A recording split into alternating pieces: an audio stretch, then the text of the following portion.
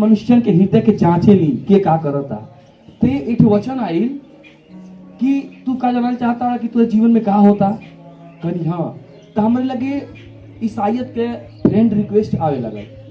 ईसाइयत है जिस ईसाई लोगन के वो में हम सत्संग में जुड़नी जैसे प्रार्थना में जुड़नी तो हमें वचन चले भगवान के प्रभु यीशु के वचन चले तो वचन के जरिए जौन चीज हमारे जीवन में होत रहे वो सारा वहाँ वचन में बतावल जा तो हमके शॉर्ट लगे तो सही बात ही है ये तो हमारे लाइफ में होता सारा लोग साथ हमारा छोड़ दिया है हमें खेल हो गई नहीं तो प्रभु बात कही ने कि दुनिया में बात करे वाली एक पुस्तक है बाइबल वो बात करेगी अगर हमन के अपने पाप के मान ली अच्छाई के जीवन अगर जी तो हमारे घर शांति और प्रेम आवाला है ना तो ऐसे प्रभु हमसे बात कही ने प्रभु का धन्यवाद कि बात कही ने और जौन हम करी वह बतावे लगे कहना तू छोड़ दे ये चीजें क्यों नहीं तू छोड़ देता क्या इससे तुझे लोग अच्छे कहेंगे और फिर ऐसे थोड़ी देर में वचनों गायब हो जा कि कहीं क्या होता हमारे साथ कहीं सही बात है अगर अब भी ना हम छोड़नी तो बेकार बा तब से हमारे जीवन प्रभु बदल देना प्रभु कहना है हम धर्म नहीं बदलेनी हम जीवन में बदल देनी आजकल दुनिया इतना झगड़ा टंटा से बाहर कर देना प्रभु हमके चेंज कर दिया ना आज 2.5 साल के लमसम हो गए हमारा जीवन बदलल और नशा छोड़नी तंबाकू छोड़नी गांजा और गुटखा वगैरह जो भी रहल अशुद्ध चीज प्रभु कहना है कि जैसे हम पवित्र बनी वैसे तेहू पवित्र बन ते हमके पवित्र कहने प्रभु अच्छा कहने और आज हमारा जीवन प्रार्थना वाला बा हमारे घर में सारे लोग खुशी बाना है कि चला नशा वशा छोड़ने का जीवन बदलल और हमन के जीवन बदल के देख के और भी लोग जितना साथी संगाती रहना प्रभु कहना थे सबके सुसमाचार बताओ कि आज दुनिया का सत्य क्या है आज आदमी कहाँ कर था है ना कौन से रास्ता पे होके जाएक बा प्रभु के वचन में है कि चौड़ा है वो रास्ता जो विनाश की तरफ जाला और बहुत ऐसा बड़ा लोग वही में जाता है और सकरा है वो रास्ता जो जीवन की तरफ जाला और बहुत कम बाण है जो उनके पावेल है ना आमीन आप लोग धन्यवाणी की आप लोग प्रभु के आज वचन और गवाही सुनत आई प्रभु आप लोग को बुद्धि और ज्ञान दे है ना तो ये तरह हमारा जीवन प्रभु बदल है और बहुत आनंदित होनी हम सांसारिक गीत गावत रहनी जैसे कि फिल्मी भोजपुरी ऑर्केस्ट्रा में होला गाना वाना गावल जाला तो वह करी लेकिन प्रभु कहले तू गायक है तू मेरी आराधना के लिए चुना गया है ना तो प्रभु के गीत हम गावेली है ना और प्रभु के धन्यवाद बा कि आप लोग के जीवन में जितना अड़चन बा प्रभु दूर करे आप लोग भी जितना आजू बाजू के जितना भी लोग बाढ़े आपने के रिलेशन में जितना लोग बाढ़े उन सब के प्रभु के सुसमाचार बताओ जाके वही सत्य है ना अपने अंदर के जोन डाह बा छल कपट बा ओके दूर करी आपस में प्रेम रखी जे आपके सताए वाला बा या फिर आपसे देख के जरे वाला बा ओके माफ करे के सीखी अगर ओके माफ करके सीखबे तो आपके शांति आप आत्मा मेरी लगी चलो हम अच्छा करते हैं अपनी तरफ से डाह है शैतानी है डाह नहीं रखे प्रेम रखे एक दूसरे से धन्यवाद करते प्रभु के कि आज के दिन आप लोग उपस्थित बनी और खुशी होता कि आज के दिन आप लोग के बीच में हम गवाही देते हैं तो आशा करब आपके घर जहां बाणी आप लोग प्रार्थना करी प्रभु से और कोनो भी दिक्कत अगर परेशानी आवे आप सच्चे मन से अगर आपन पाप जोन भी अपने लाइफ में भइल है गुनाह पाप ओकरे खातिर प्रभु से माफी मांगी। प्रभु कहना है अगर कोई अपने पापों को मान लेला और उके छोड़ देला तब प्रभु ऊपर दया करेला, है ना।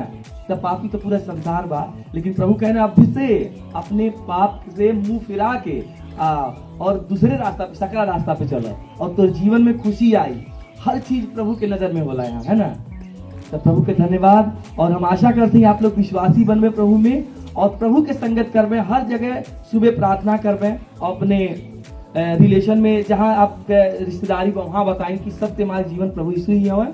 जब गवाही हम बतौनी हमके केहू ना चेंज कर बोले, प्रभु हमके चेंज करी है।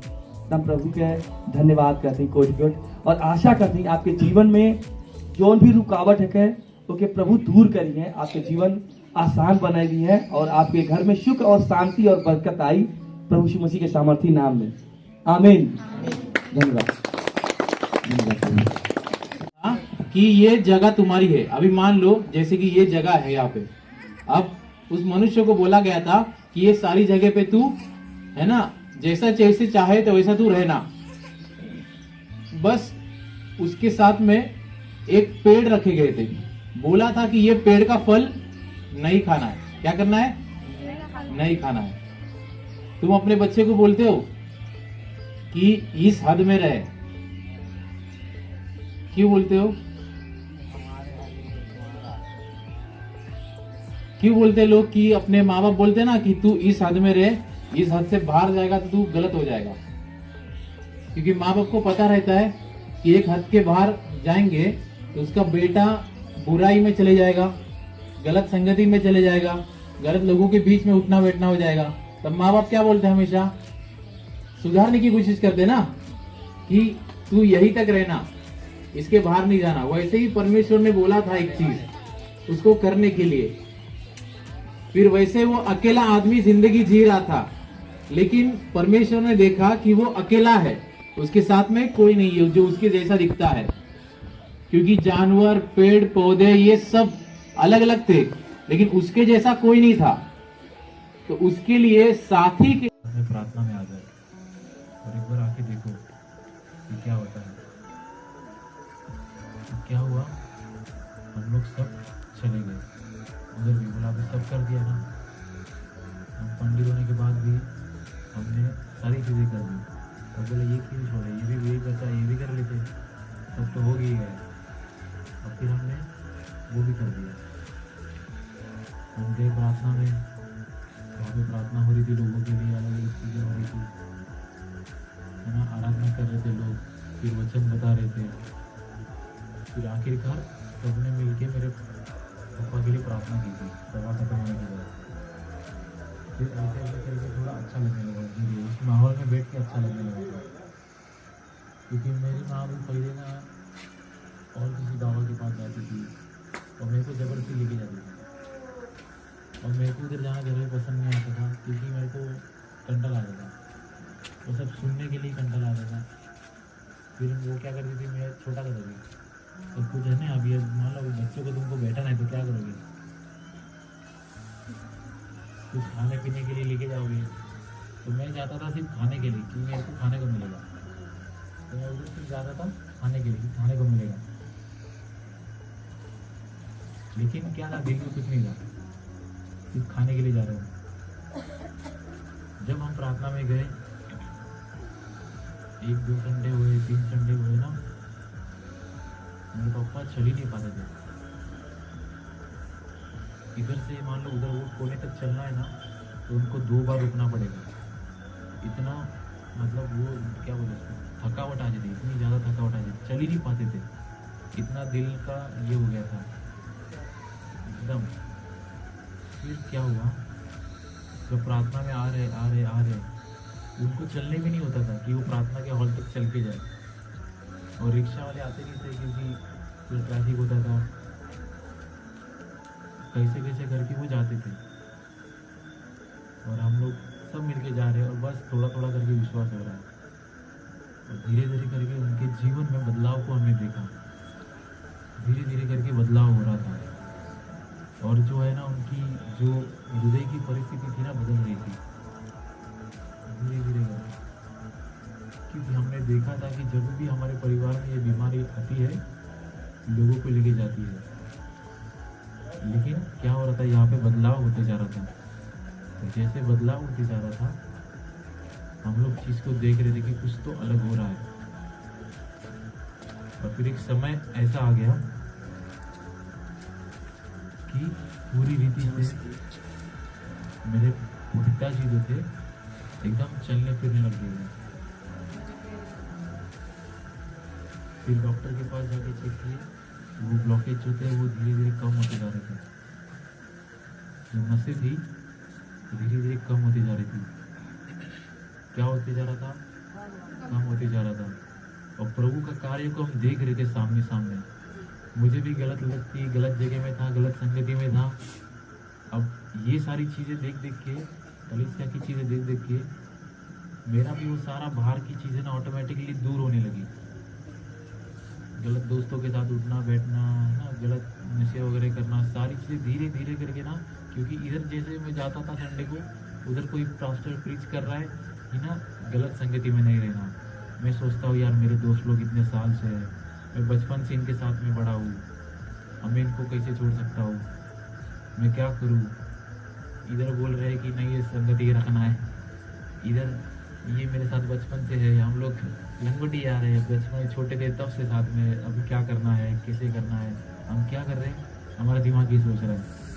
लेकिन पता नहीं उस समय जब पास्टर ने वो प्रचार ख़त्म किया, फिर उन्होंने प्रार्थना की और मैंने भी दिल से बोला, प्रभु अगर तेरी ओर से नहीं है मेरे दोस्त लोग, तो मुझे नहीं पता क्या करना है। मैं डायरेक्टली मेरे दोस्त को जो नहीं बोलूँगा जाके कि भाई मेरे को तेरे साथ नहीं रहना है। तब प्रभु ने ऐसा कुछ किया कि है ना, समय बदल हो गया कि मुझे समय नहीं मिलता था, ना उनको वो समय मिलता था कि हम दोनों या हम लोग जो ग्रुप था हम लोग हमारा बड़ा, हम लोग एक साथ मिल ही नहीं पाते थे, कुछ भी करके मिल ही नहीं पाते थे। ऐसा हो गया धीरे धीरे करके ना सब अलग हो गया। मेरे को तो पूरा एकदम बाहर निकल गया जैसे कि मैं उधर से, है ना। मेरे बहुत अच्छे दोस्त थे, मैं आपको बता, मेरे बहुत अच्छे दोस्त थे, हमारे लिए पूरा खर्चा करते थे, सिर्फ आप आ जाओ, है ना। हमारे लिए बाटली तैयार रहती थी, सब कुछ तैयार है, हमको सिर्फ आना है। हमारे दोस्त लोग बहुत अच्छे थे, आज भी बुरे नहीं है, लेकिन क्योंकि बुरी संगत के कारण चरित्र बिगड़ जाता है, वचन कहता है। तब क्या हुआ, अब सारी चीजें बदल दी है। अब मेरे दिमाग में एक चीज आ रही है कि मैं जिसको इतने साल से जिसके ऊपर विश्वास करता हूँ, जब मेरे ऊपर परिस्थिति आई है तब कौन मेरे साथ में है। क्या सोचा मैंने, जब तुम्हारे साथ में, मान लो तुम मुसीबत में हो, अब क्या होगा, तुम्हारी मदद कौन करेगा। आज तुम बोलते हो, अगर मान लो अविश्वासी है, अपने पहले दोस्त के पास जाओगे, दोस्त को बोलोगे ना ऐसा ऐसा है। माँ बाप से पहले भी लोग दोस्तों को ज़्यादा अहमियत देते हैं, अपनी हर एक सीक्रेट बातों को किसको बता दे। दोस्तों को बराबर पता रहता है कौन किसका लफड़ा किधर चालू है, किसने क्या झगड़े किए हैं, बराबर है। तो फिर हम भी अपने जीवन में ये चीज़ सोचने लगे ना कि हम जिसको इतना बचपन से जिसको मानते आए हैं, जिसको सब कुछ करते आए हैं, हम इसके पास इतना गिड़गिड़ाए अपने पिताजी के लिए, लेकिन कुछ नहीं हुआ। लेकिन एक जो ऐसा था जो बाहर से आया और उसने मेरे लिए मदद की, तो अब मेरा दोस्त कौन हुआ, वो जो छोड़ के चला गया या वो जो मदद किया। तो फिर वो चीज़ मेरे जीवन में बदलाव को लेके आई कि अब हम समझ गए कि सच्चा दोस्त कौन है। और वो वचन को मेरे को फिर किसी ने बताया, प्रचार करते करते वचन आया कि मैं तुझे कभी नहीं छोड़ूंगा और ना कभी तुझे त्यागूंगा। वचन जो ना, जब मैं बैठता था नया नया था ना, तो ये वचन जैसे कि मेरे साथ में बातें करता था। एक एक चीज़ें जो वहाँ पे पास्टर प्रीच करते रहते थे, एक एक चीज़ें ऐसी जैसे कि वो प्रचार पूरे बैठे हुए लोगों के लिए नहीं हो रहा, वो मेरे लिए हो रहा है। ऐसा लग रहा था मेरे को कि सिर्फ मैं सुन रहा था कि ये सब बातें ऐसी लग रही मेरे लिए है। फिर एक पास्टर आए, फिर बाद में बात हुई, फिर बोल रहे हैं यीशु के प्रेम के बारे में। मेरे जीवन में मैंने प्रेम को देखा ही नहीं, मैं गलत करता था। अब मैं जब गलत करूँगा तब मेरे घर वाले मेरी प्रशंसा तो नहीं करेंगे, सही है। मैं गलत संगति में हूँ तो मेरे घर वाले कितना मेरे को मारेंगे। अब मेरे पिताजी मेरे को बहुत तकलीफ देते थे, बहुत मारते थे। मेरे को लगता था कि मेरा पापा बहुत बुरा है। हमेशा दिल में क्या रहेगा, मेरा पापा बहुत बुरा है। हमको लगता है जब हम बचपन में होते हैं ना, हमको जब अपने माँ बाप जब हमको सही करते हैं तो हमको लगता है कि हमारे माँ बाप बुरे हैं। लेकिन अभी नहीं समझता, जब बाप बनेंगे ना तब बराबर समझता है सब कुछ। तो मेरे मन में था कि मेरे पिताजी तो है ना बहुत ये है, मेरे से प्रेम ही नहीं करते, बस मेरे को मारते रहते। फिर जैसे जैसे मैं वचन में सुन रहा था, फिर ऐसे लगने लगा ना कि प्रभु ना कुछ बोल रहा है मेरे साथ में, कुछ समझ में नहीं आ रहा है, लेकिन ऐसा लग रहा है ना कोई कुछ बोल रहा है। तो फिर मेरे को ना उस प्रेम के बारे में बहुत ज़्यादा आकर्षण हो गया जो बाइबल का है कि परमेश्वर तुझसे प्रेम करता है। क्योंकि मैंने मेरे इसमें प्रेम जाना ही नहीं था कभी। हाँ, भले हमने लड़कियों के साथ में घुमा फिरा, लेकिन ऐसा नहीं था कि वो प्रेम नहीं था, बस घूमना फिरना है, पैसे उड़ाना है। मैंने कभी नहीं उड़ाया। मैंने बोला ना, मेरे को सब लोग ऐसे मिले जो पैसे उड़ाने वाले थे, मेरे को कभी खर्चा नहीं करवाया किसी ने। लेकिन वो अलग थे, लेकिन प्रेम नहीं जाना था कभी, प्रेम क्या होता है। फिर एक दिन पास्टर प्रीच करते परमेश्वर के प्रेम के बारे में, और मैं जान रहा हूँ कि प्रभु का प्रेम कैसा है। एक एक बातें मेरे को दिल को ऐसी छू रही थी, एक एक बातें छू रही थी, पिता के प्रेम के बारे में बता रहे थे। फिर एक एक बातें ऐसी लगती जा रही थी ना जैसे कि ये सारी चीज़ें मेरे लिए होती जा रही है। और धीरे धीरे करके ना फिर मैंने जानने लगा सारी बातों को कि परमेश्वर का प्रेम क्या है। इसलिए मैंने कहा ना, दोस्त वही है जो सही समय पे तुम्हें मदद करेगा। दोस्त वो नहीं है जो तुम्हारे साथ में ना गलत टाइम पे रहेंगे और अच्छे टाइम पे है, गलत टाइम पे छोड़ के चले जाएंगे। जब जरूरत है तो जो खड़ा है वही कौन है,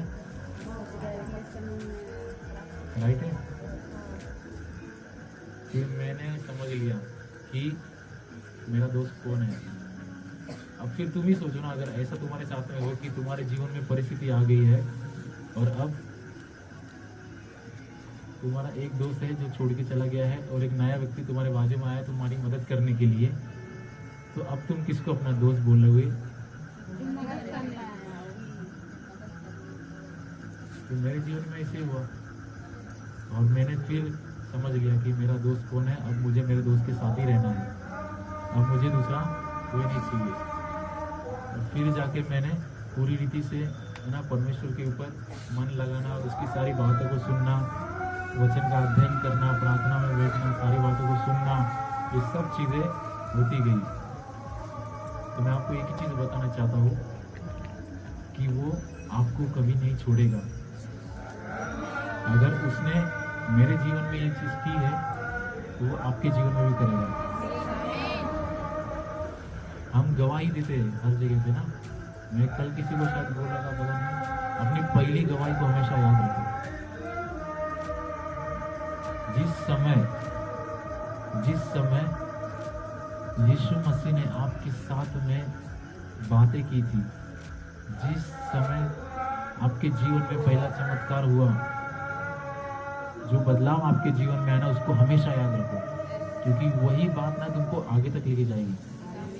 जब भी आपको लगेगा ना ऐसा कि हमारे जीवन में कुछ ठंडा पड़ा है, मेरा जीवन में ऐसा लग रहा है कि यीशु मसीह का प्रेम कम हो रहा है, परमेश्वर के बारे में कम होते जा रहे हैं हम, तब उस गवाही को याद करो कि प्रभु ने क्या किया था, है ना। दाऊद राजा ने जब राजा नहीं था, जब बच्चा था, तब क्या बोला था शाऊल को? जब शाऊल बोला कि तू नहीं लड़ सकता, तू बच्चा है, तू गोलियत को नहीं मार सकता, तो उसने क्या बोला था? दाऊद ने क्या बोला था? किसको याद है?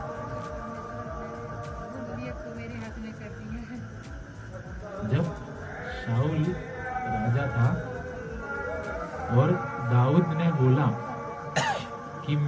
लड़ूंगा।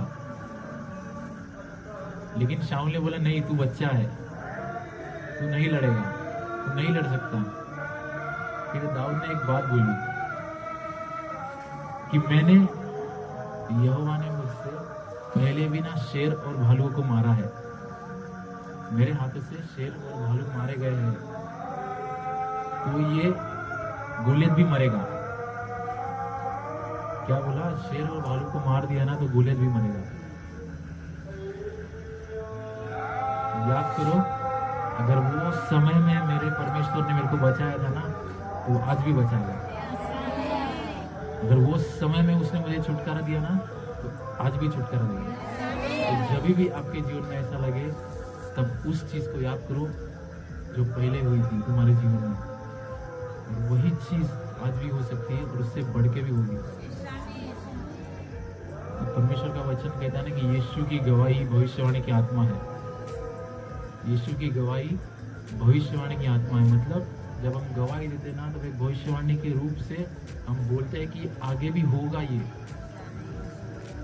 अब देखो, एक व्यक्ति जब गवाही देता है और सामने वाला सुनता है ना, तब क्या होता है, वही अभिषेक जो उसके जीवन में हुआ है ना, वो अभिषेक रिलीज होता है। और जो कोई उस अभिषेक को स्वीकार करता है ना, वही बात उसके जीवन में भी होती है।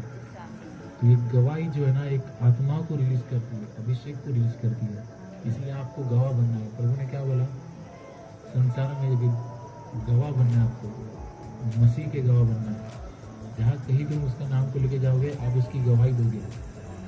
आप देखो, आप लोगों के पास जाओगे, आप बोलोगे अरे मसीह को स्वीकार करो ना, तो लोग नहीं स्वीकार करेंगे। लेकिन आप अपनी गवाही दो, आपकी खुद की गवाही दो, फिर देखो सुनते हैं कि नहीं सुनते। जब आप खुद की गवाही दोगे, तो कितना सामने वाला सुनेगा, वो ध्यान रखना।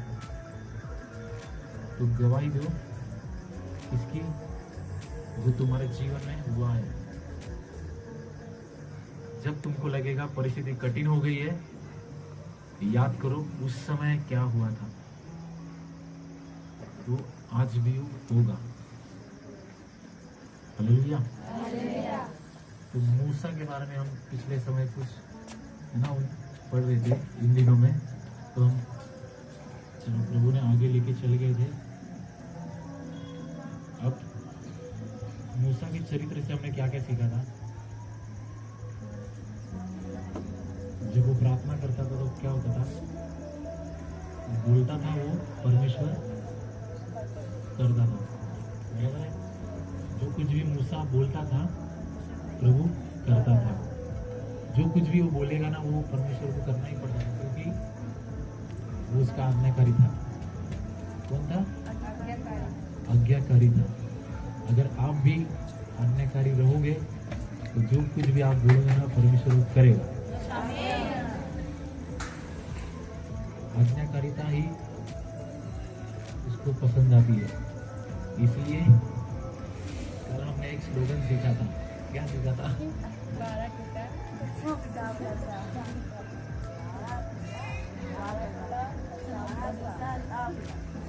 याद रहेगा, अगर बाड़ा टूटा तो ध्यान रहना है, जब तक आप आज्ञाकारी हो, आप बाड़े के अंदर हो। जब बाड़ा टूटा तो शत्रु को पूरा अधिकार तुमने दे दिया कि अब भाई हम तुम्हारे पास आ रहे हैं। तो मूसा का कैसे था? मूसा इतना आज्ञाकारी था कि वो कुछ भी ना सोचता था गलत करने से पहले, मतलब 10 बार सोचेगा। आपको पता है मूसा के सर पे कितना प्रेशर था उस समय, और हारून के सर पे कितना दबाव डाला था। आपको पता है कितने, लगभग 6 लाख के आसपास तो पुरुष ही दिए गए उस समय पे। अब उनकी पत्नियां होंगी, उनके बच्चे होंगे, उनके माँ बाप, क्या है ना, कितने होंगे लोग। अब इतने लोग आके जब मूसा ऊपर जाता है पहाड़ पे, अब वो लोग सारे लोग आके हारून के ऊपर दबाव डाल रहे हैं। अब बताओ, इतने लाखों लोग आके तुम्हारे सर पे खड़े हो गए, नहीं हमको कुछ बना के हमारे लिए खड़ा ही करके, क्या करेगा इंसान? कर देगा। अब उसने वो कर दिया। अब जब पाप हो गया तब परमेश्वर भी भड़का हुआ है। लेकिन क्या कर रहा है, हमने क्या सीखा था? मूसा क्या करता था? परमेश्वर को शांत कर रहा था। मूसा क्या वो मना रहा था, पर अरे रुको रुको, मैं कुछ करता हूँ, रुको आप शांत रहो। मूसा क्या कर रहा था? शांत कर रहा था प्रभु को, और प्रभु क्या करता था? उसकी सुनता था। बराबर है? क्या करता था? आप नहीं सुन रहे हो, दादी अकेली सुन रही है, आप नहीं सुन रहे। अभी देखो, ऐसा नहीं है कि हमसे गलती नहीं होती है, हमसे गलती होती है, लेकिन हमें तुरंत पश्चाताप करना है और आगे बढ़ना है। हम इंसान हैं, हमको ये नहीं ना कि हम ऊपर से डायरेक्ट आए, हम भी शरीर में है, गलतियाँ होंगी, लेकिन तुरंत माफ़ी मांगना है और फिर आगे बढ़ना है। गलतियों को लेकर रुकना नहीं है। अगर तुम रुके रहोगे तब क्या होगा मालूम है क्या? अगर तुम्हारे अंदर वचन है तो शत्रु क्या करेगा ना, तुम्हारे कान पे आके बोलेगा नहीं तूने गलत किया, तूने गलत किया, तूने गलत किया, एक तूने बहुत बड़ा पाप किया, तूने परमेश्वर के विरुद्ध में पाप किया है। अब क्या होगा? अभी तुझे क्षमा नहीं मिलेगी। वचन कहता है कि शैतान जो है ना, वो हर एक जो लोग हैं प्रभु के, उनके ऊपर दोष लगाते रहता है। लगातार दोष लगाने का काम करता है। लेकिन हमको क्या करना है? अगर लगता है आपको कि हमने गलत किया है ना, तुरंत क्या करना है? माफी मांगो और यीशु के लहू से मेरे सारे पाप धो दिए गए। हमको रुकना नहीं है, गलती करने के बाद शांत नहीं लेना है, तुरंत माफी मांगना है। आपको लग रहा है आपने गलत किया ना, उस समय माफी मांगो, समय मत दो शैतान को। मैंने क्या बोला? बाड़ा टूटेगा ना, बाड़ा कब टूटा? आदम के समय में, जब पाप हुआ। इसलिए बाड़ा तभी टूटेगा जब पाप होगा। आज्ञा टूटेगी तभी बाड़ा टूटेगा।